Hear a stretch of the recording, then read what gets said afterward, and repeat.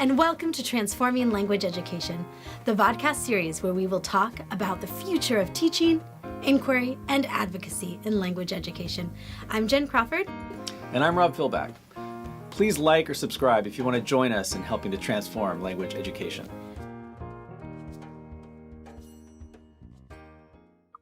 Ciao a tutti, sono qui, sono Jennifer Crawford, professoressa di glotto didattico alla Scuola di Pedagogia all'Università di California del Sud.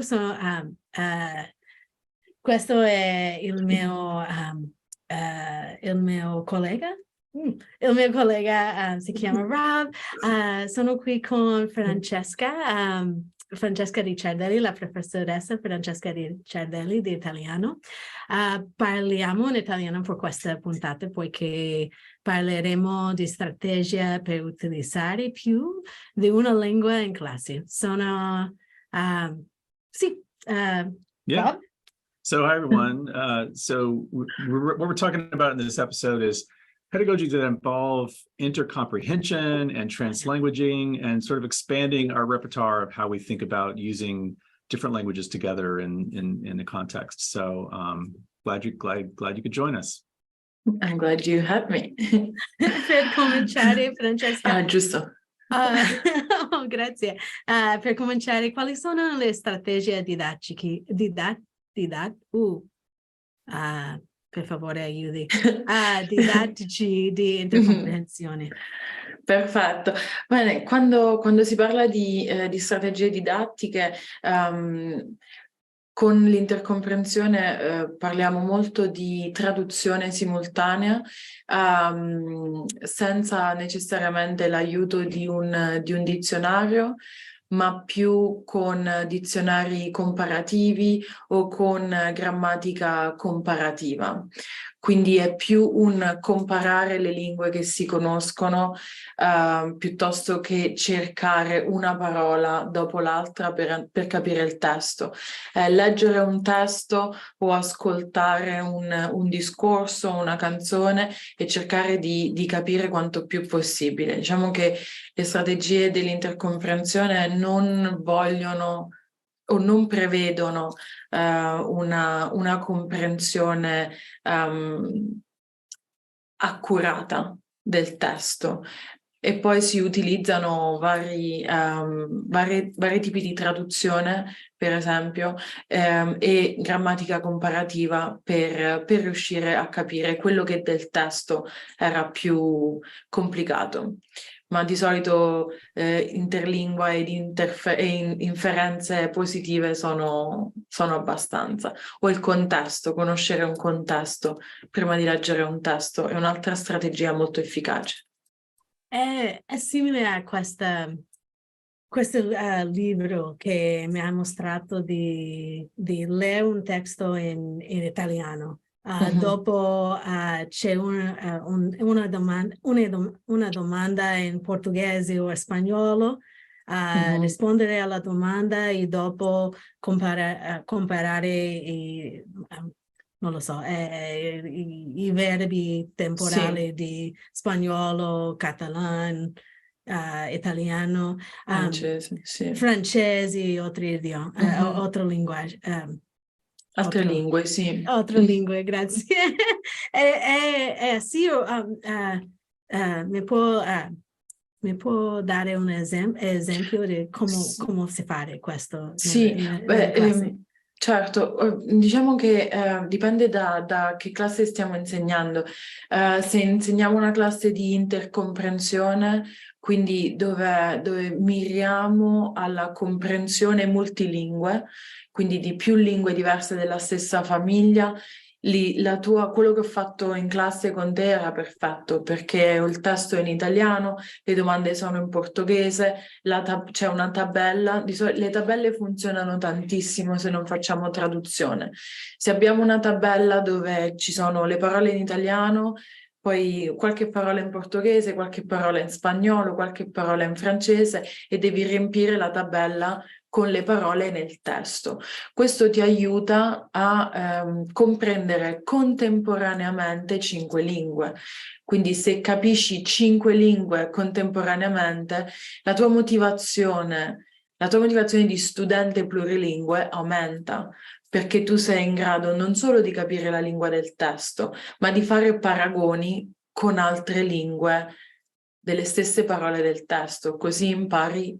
È come imparare 5 lingue allo stesso momento, che è una cosa fantastica, è una cosa che dovremmo dire ai nostri studenti di fare. It's something to bring Robin to the conversation as well. It's Sì, something that as plurilinguals, as adults trying to learn multiple languages, Francesca's saying she has a strategy, and I've seen her use it, that can help you learn all 5 languages at once, rather, 5 for 1.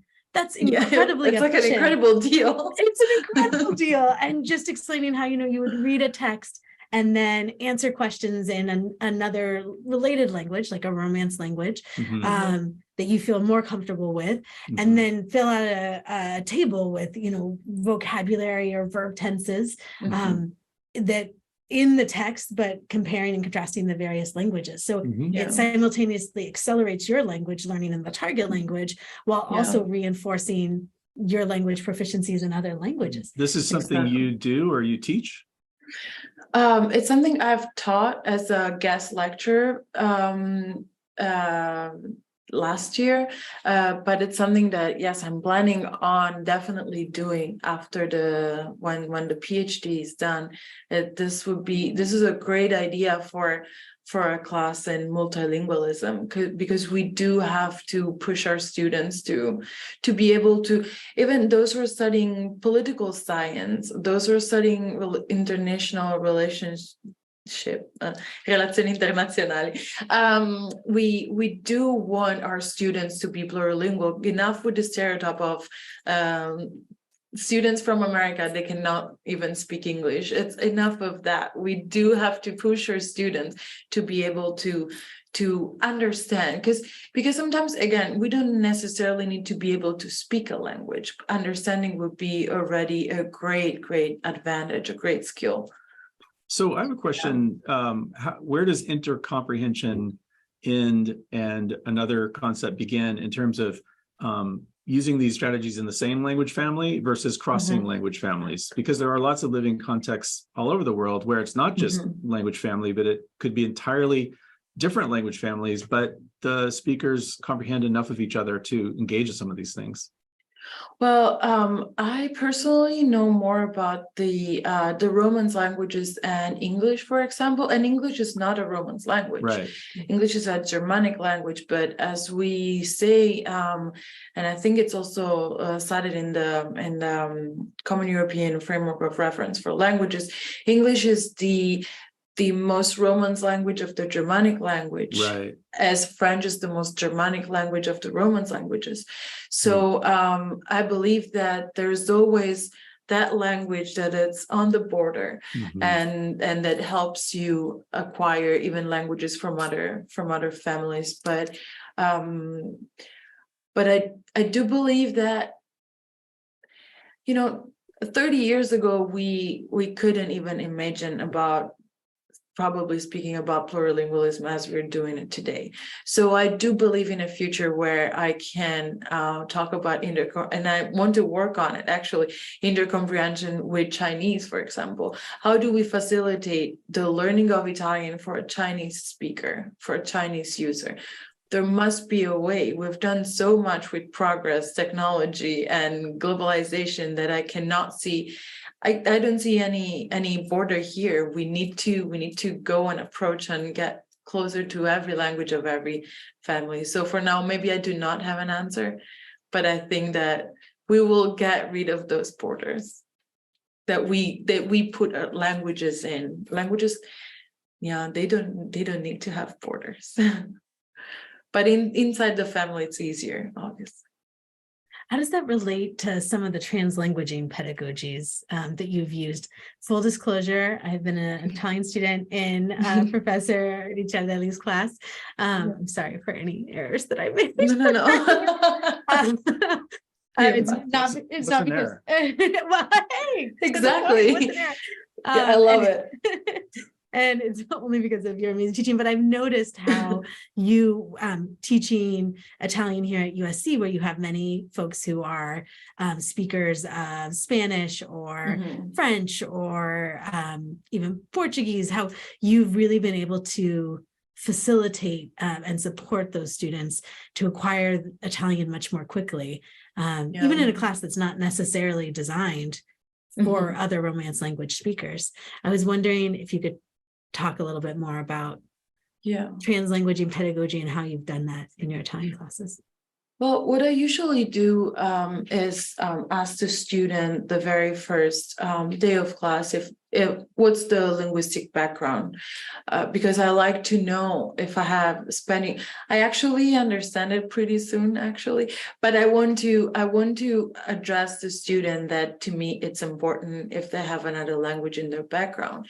It's common that if you do speak another language, it doesn't necessarily have to be a Romance language, but if you do speak another language, your linguistic awareness, it's much higher because you're aware of the language you're using, you're aware of the language you're learning, you're aware of every little detail. When sometimes if you only speak English, can get a little harder. But that's not even. I don't want to generalize it because it's very personal, but so what I do is I ask my students if they speak other languages, and every time I'm explaining something, or I tend not to explain that much, but if we are doing an activity and we have a text and I have to read a text, I always address those words that are to me transparent with Spanish, for example. And I always say, oh, how would you say that in Spanish? And then the student realizes and is like, oh, I would say it pretty much the same. So they are the ones who make the pattern. They are the ones who then, after you point it out a couple of times, you're like, oh, it ends in acción. It must be like acción in Spanish. So I like to be a guide and just say, this is what you should do. This is my advice. You read it, and then for so many years we have been forced to teach students, or me as a student, I was told not to think in Italian when I was learning English. And I don't think it's a great advice anymore. I do think that we have to relate to the languages that we already know in order to learn another language, because that's how the comparing and contrasting of the table we were talking about, it's one of the best tools, according to me, and from my experience, it's one of the best tools to help students actually understanding, actually acquiring a new language. Then there's a lot of other researchers say that it can be confusing to have Spanish if you want to learn Italian. But I think that the rule of the instructor in this sense is to help understanding when Spanish helps and when Spanish is not helpful anymore. And when the students know it, it's so much easier and so much faster. And again, it is motivating and not shameful. It makes me think of a debate that we've often engaged in the field of TESOL, or teaching English as a second other language, around NEST and NEST non-native English speakers versus native English speakers. And so often there's been so much linguicism, so much discrimination of non-native English speaking teachers, which really seems to go exactly against everything you're talking about and everything we know from applied linguistic research, that knowing multiple languages and having that extra linguistic awareness or metalinguistic awareness is really helpful to support students to have that, again, so they can distinguish when is it really helpful to draw on these other languages and when is it not, rather than just telling students your other languages are bad. We're not telling them that's bad, but almost chastising them or making them pay for, in some sort of metaphorical way, any errors that would be drawing on those languages. Another thing that I would avoid, and I would include in the strategies in classes, when somebody in an Italian class, just because I teach Italian, says something in Spanish, it's not yell at the student and say, oh, enough basta español, enough Spanish in this class. It's just address it, because sometimes, and this is all the translanguaging and the code switching that we have natural by being plurilingual. It's normal that our brain might think in another language in that moment. So it's normal that you say como or de instead of di. It's just help the students realize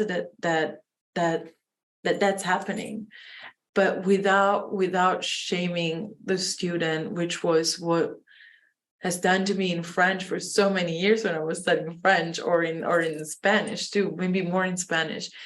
But it's more accompany the student in the learning of the language using the Spanish, and even if there's mistakes here and there, it's fine. As long as the communication goes, nobody dies.